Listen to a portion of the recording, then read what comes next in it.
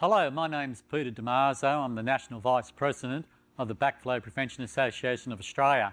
And in conjunction with Watts, we're now going to demonstrate how to repair a double check valve. The model is a 007. After ensuring that the upstream and downstream water has been turned off, open test taps 1, 2 and 3.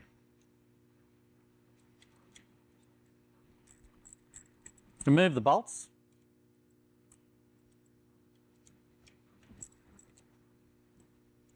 The 007 and the 009 are very similar. The 009 is the RPZ. Of course, we don't have a relief valve in here.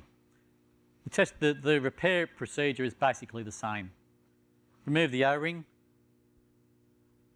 Remove the retainer with a screwdriver. Flick out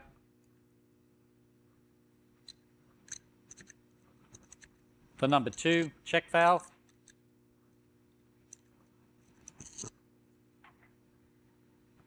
Flick out the number 1 check valve.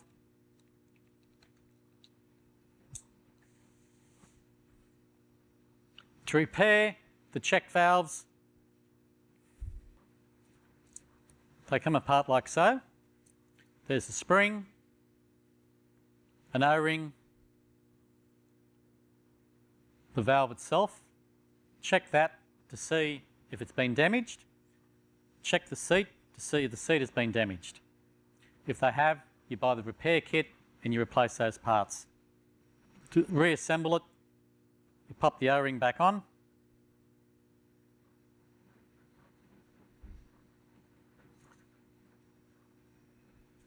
Put it back together. It simply goes in together.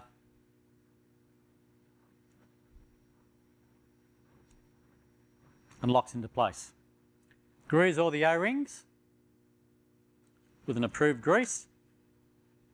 Pop the check valve back into there. Make sure it's home tight. The number 2 check valve, pop that back into place. The retainer goes back in. Pop the new O-ring back on.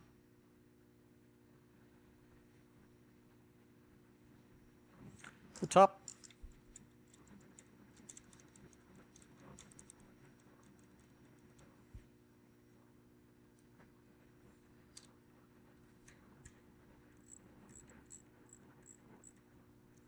Do your bolts back up. Close your test taps.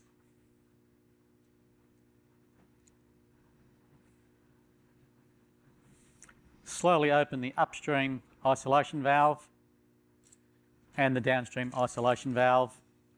That restores the system.